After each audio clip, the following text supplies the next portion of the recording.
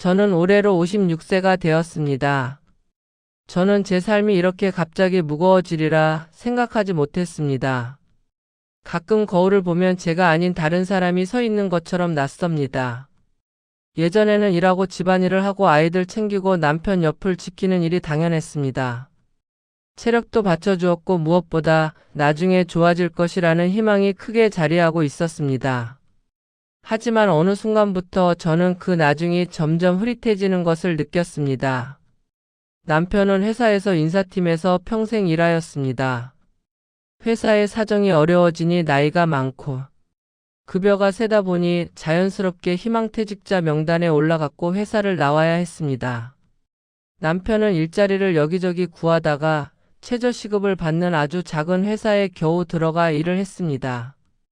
저희 집의 소득은 예전의 절반 가까이 줄었습니다. 좀처럼 줄지 않는 지출 패턴은 저를 결국은 파트타임 일을 전전하게 만들었고 겨우겨우 생활을 버티고 있었습니다.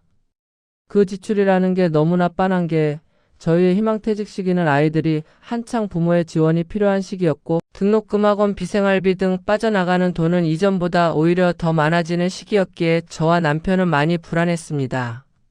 소득은 줄고 지출은 더 많아지고 체력은 떨어지고 희망은 옅어졌습니다. 저는 그 낀 틈에서 하루하루 버티고 있었습니다. 처음에는 카드 결제가 조금 밀렸습니다.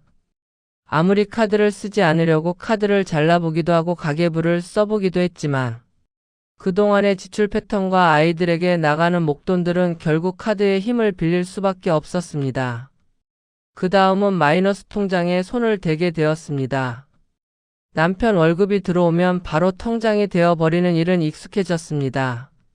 저는 그 흐름이 무섭게 느껴졌습니다. 다음 달엔 괜찮겠지라고 스스로 위로하는 그 말이 점점 허망하게 들렸습니다. 어느 날 통장을 들여다보다가 저는 울컥했습니다. 우리가 버는 돈으로 사는 게 아니구나. 대출로 시간을 사며 버티는 거구나. 이 구조는 한번 굳어져서 쉽게 돌아가지 않았습니다. 생활비가 부족하면 카드로 메우고 카드 대금이 밀리면 또 다른 대출로 이어졌습니다. 이런 불안한 생활로 저는 요즘 자주 가슴이 뜨겁게 타오르듯 아프고 숨이 가늘어지며 잠을 자도 피곤합니다. 이러다가 그 결과는 어떻게 될지 두려워 자다가 벌떡벌떡 일어나곤 합니다. 저에게는 눈에 넣어도 아프지 않는 귀한 아들과 딸이 있습니다. 아들은 대학에 다니며 자취를 하고 있습니다. 아들의 생활비와 등록금 대부분을 제가 보태고 있었습니다. 어느 날 아들이 말했습니다. 엄마, 이번에 노트북 바꿔야 해요. 지금 거는 너무 느려. 저는 가슴이 철렁 내려앉았습니다. 노트북은 150만 원이 훌쩍 넘는 기종이었습니다. 아들아, 지금은 조금만 기다리면 안 될까? 아들은 바로 표정이 굳었습니다. 전공 수업도 들으려면 필요해요. 저는 숨을 깊이 들이쉬었습니다. 엄마도 알지만 우리 지금 형편이. 아들은 제 말을 끊었습니다. 엄마는 맨날 형편 얘기만 하잖아요. 그럼 제가 뭘 하라는 건데요? 그 순간 저는 가슴이 무너지는 느낌을 받았습니다. 그 말은 단순한 불만이 아니라 부모의 한계를 비난하는 듯한 말이었습니다. 딸은 취준생이었습니다. 학원비가 필요했고 각종 자격증 비용도 만만치 않았습니다. 딸은 어느 날 조심스럽게 말했습니다. 엄마, 취업 스터디 하는데 준비물 좀 사야 할 것 같아요. 저는 말하기 전에 이미 머릿속 계산기가 돌아갔습니다. 얼마나 필요해? 한 40만 원쯤. 저는 표정을 관리하지 못했습니다. 40만 원? 지금? 갑자기? 딸은 가만히 저를 바라봤습니다. 그 눈빛에는 부모라면 해줄 수 있는 것 아니냐는 기대와 왜 나는 늘 못 받는가라는 억울함이 섞여 있었습니다. 엄마가 지금은 조금 힘들어서. 딸은 말이 없었습니다. 하지만 그 침묵은 말보다 아팠습니다. 눈빛이 말하고 있었습니다. 왜 우리 집만 이럴까? 저는 그 침묵이 저를 찌르는 칼처럼 느껴졌습니다.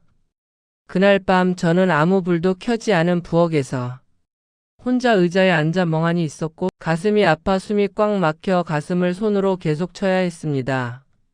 저는 지금까지 아이들의 미래를 위해 제 삶을 다 바쳤는데 그럼에도 지금 현실은 너무 잔인했습니다. 이 문제를 남편과 의논할 수는 없었습니다. 남편은 겉으로는 아무 말이 없지만 희망퇴직 후 가장으로서 책임을 다하지 못한 것에 스스로 괴로워하고 있다는 것을 누구보다 잘 알기 때문입니다.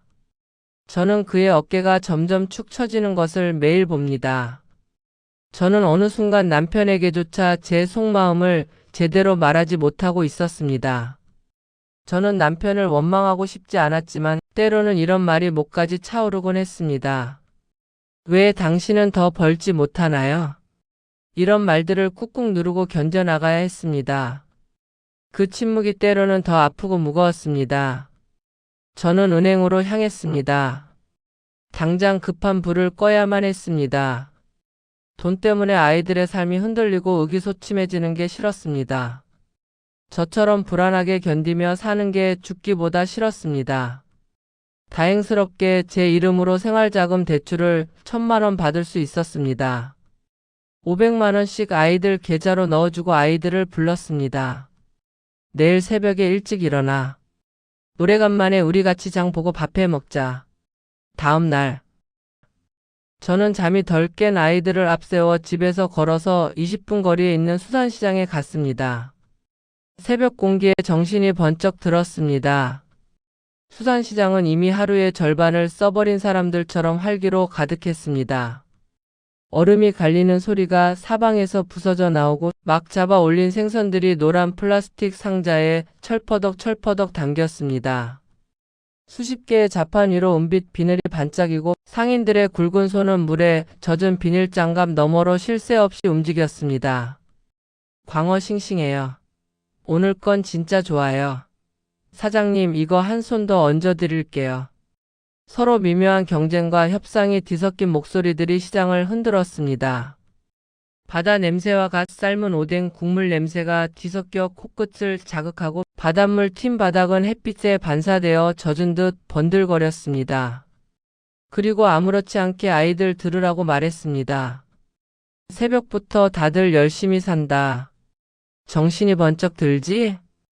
아이들 들으라고 한 소리지만 제 스스로도 견딜 수 없었던 슬픔이 희망으로 퍼덕거리고 있었습니다. 남편이 좋아하는 갈치와 아이들이 좋아하는 고등어 그리고 꼬막을 사가지고 집으로 돌아왔습니다. 아침상을 차리고 저희 가족은 빙 뚫러 앉아 밥을 먹었습니다. 여태 서로 각자의 자리에서 최선을 다해 살았던 것처럼 앞으로 그럴 거라고 서로 응원하며 남편의 숟가락에 갈치살을 발라 올려주었습니다.